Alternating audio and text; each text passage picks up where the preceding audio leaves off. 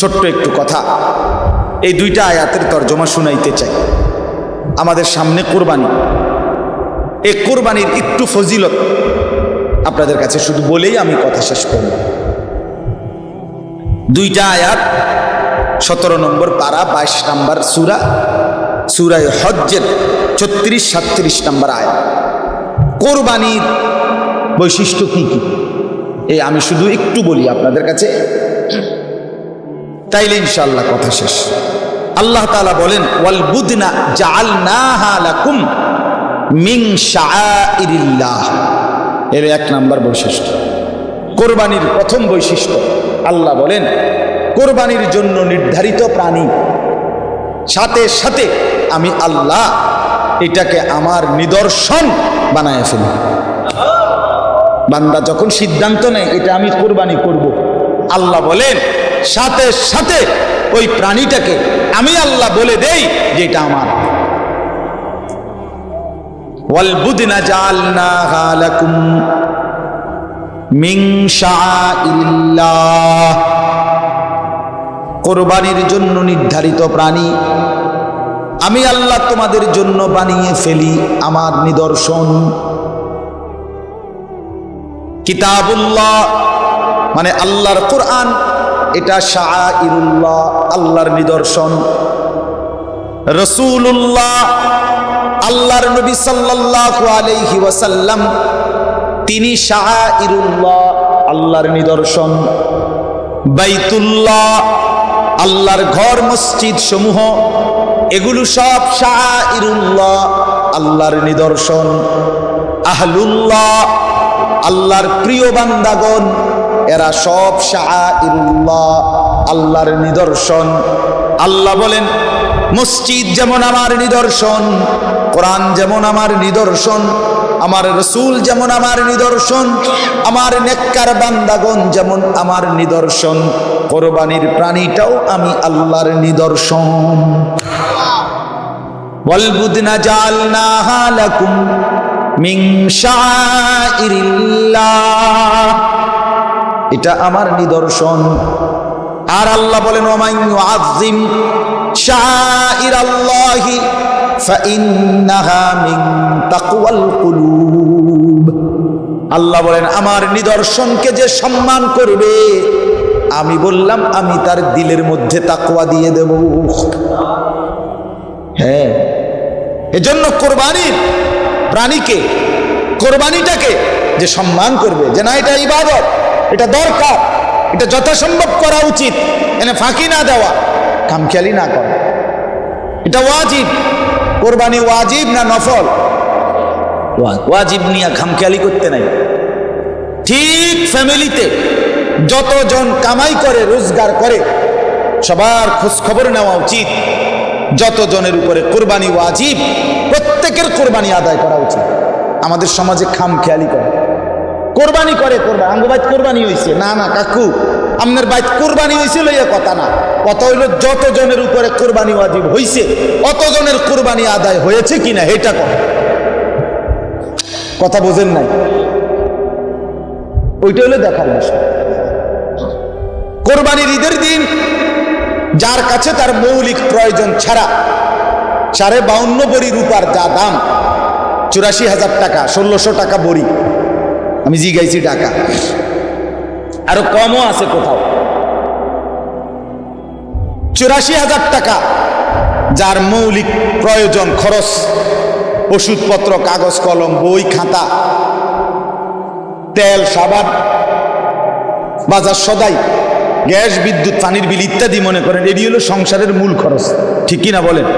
এগুলো ছাড়া যার কাছে জমি, ব্যাংকে টাকা, ব্যবসার মাল, অতিরিক্ত এরকম যা আছে, সেগুলো একত্র করলে যদি এই 52.5 বড়ি স্বর্ণের রৌপ্যের দাম মানে 84,000 টাকা মূল্য হয় কিংবা তদূর্ধ্ব, এই ব্যক্তির উপরে কোরবানি হচ্ছে। কি পরিমাণ মুসলমানের উপরে কোরবানি ওয়াজিব? আদায় করে কয়জন বলেন না কেন? খামখেয়ালি। যে ছেলেটা বিদেশ, আজ 2 বছর ধরে বিদেশ করে, এই ছেলেটা কোরবানি আইছে আর 40,000 টাকা বাইক ফাটাইছে, আব্বার নামে কোরবানি দিছে। পরে সবাই মিল্লা, তারও বউ বাচ্চা নায়নাতকুর মিল্লা গোস্ত খাইছে। হ্যাঁ, বাপের নামে কোরবানি দিছে। এই ছেলেটার কাছে যে 1-2 বছরে বিদেশ করার কারণে অবশ্যই তার কাছে 84,000 টাকার অতিরিক্ত 1 লাখ, 1.5 লাখ, 2 লাখ টাকা তার কাছে জমা আছে না? কথা বলেন না কেন? তো তার উপরে কোরবানি ওয়াজিব না? তো তার কোরবানি কই? এইটার কোরবানি দিল কই? ওটা তো বাপের নামে না কোরবানি দিছে, তো ওটা তো ওনার বাপের কোরবানি আদায় হয়েছে। ঠিক আছে, ছেলেটা বাপের খেদমত করছে, সারা বছর বাপকে টাকা দেয়, এখনো দিছে, তো বাপের সেবা করা তার দায়িত্ব না? তো সেবা করছে, কিন্তু তোমার কোরবানি, তোমার কোরবানি কয় না আমগো করে দিছে, তো আব্বার নামে দিছে, তো মা আব্বার নামে দিলেই হয়ে গেল। বাচ্চা কাচ্চা শুধু কোরবানির গোস্ত খাইছে, এটাই বিষয়? তো এভাবে যদি 50 বছরও এই ছেলে, তার উপরে কোরবানি ওয়াজিব, অথচ বাপের নামে যদি দেয়, মার নামে দেয়, তাদের কোরবানি হবে বাপ মার, কিন্তু এই ছেলের কোরবানি আদায় হবে না। এই গুনাহগারই থাকবে, পাপিয়ে থাকবে।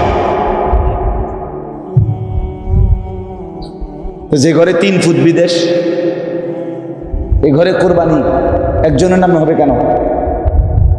কথা বলেন না কেন? এ ঘরে কোরবানি বাপমার নামে শুধু হবে কেন? এগো 3 ফুটের কোরবানি কর না কেন? যে ছেলেটা ঢাকা চাকরি করে বা শহরে, বন্দরে, গ্রামে সার্কি করে, ব্যবসা করে, যেটা ইচ্ছে এটা করে, 3 জন 2 জন ঘরের, এদের কাছে ব্যবসার টাকা জমাইতে জমাইতে 1 লাখ টাকা, 1.5 লাখ টাকা, 2 লাখ টাকা আছে, 3 জনের কাছে আছে, দোনো ভাইয়ের কাছে আছে টাকা জমা। সংসারের খরচাপাতি, বাজার সাজার এডিরও টাকাও আছে, আলগা টাকাও আছে, পুঁজি ব্যাংকে রাখছে, এরকম পুঁজি আছে, ব্যবসার পুঁজি আছে, চাকরির টাকা জমাইনা আছে। তাহলে 84,000 টাকার অতিরিক্ত তার কাছে জমা আছে। তাহলে এই দোনো ছেলের উপরে কোরবানি ওয়াজিব না? কথা বলেন না? আমি শেষ করে দিচ্ছি, কোরবানি ওয়াজিব কিনা বলেন?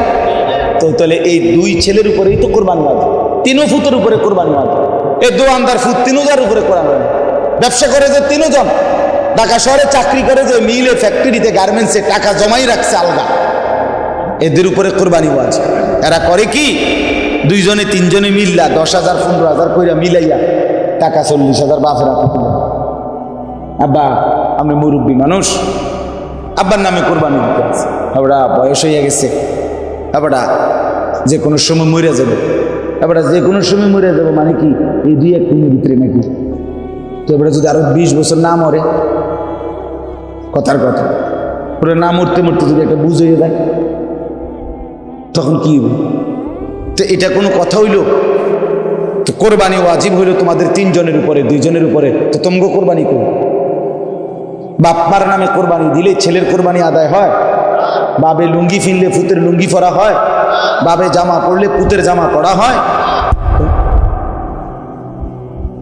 এই ছেলেদের উপরে তো কোরবানি ওয়াজিব, আমাদের সমাজে দেয় না। অনেক গাফলত। যে মহিলার কাছে 1 ভরি স্বর্ণ আছে, মহিলা সাথে 5,000 টাকা আছে, 10,000 টাকা আছে জমা কোরবানির দিন, এই স্বর্ণের দাম আর ওই টাকাটা, এই 2টা মিলাইয়া কোরবানির দিন এই 2টাই আছে, স্বর্ণও আছে কিছু, টাকাও আছে কিছু, এগুলির অতিরিক্ত। মহিলার টাকা অতিরিক্তই, মহিলা তো সংসারে খরচ করে না, খরচ করে তো কে? স্বামী, পুরুষ। কথা বুঝেন নাই? তো তার কাছে যে 5,000 10,000 টাকা আছে, স্বর্ণ আছে, এই 2টা মিলাইয়া যদি 52.5 ভরি রূপার দাম, মানে এই 84,000 টাকা দাম আসে, আল্লাহর কসম এই মহিলার উপরে কোরবানি ওয়াজিব। কই হেবুড়ির কোরবানি দেয় কই? বলেন, ইনসাফের কথা বলেন না কেন? আমাদের সমাজে এই পরিমাণ চিন্তা করলে কি পরিমাণ মহিলার উপরে কোরবানি ওয়াজিব হয় না? কই দেয়নি? আলাফিদি নাই, বেডিরে কইছে শুধু রুডি বানাও, রুডি, তুমি হলো শুধু রুডি, বেডির দায়িত্ব শুধু রুডি বানাইবে, এবারের দায়িত্ব হুদা গোস্ত খাবে। বুঝেন না? তো এই মহিলার আখিরাত নাই, মহিলা মরবে না, মহিলার কবরে প্রশ্ন হবে না, মহিলার হাসর নাই। তা আপনি যে মহিলার ঠকাইলেন, বেচারিকে যে বললেন না, তার কোরবানিটা যে আদায় হলো না। কথা বলেন, 20,000 টাকার জন্য তারে আখিরাত বঞ্চিত করে দিলেন।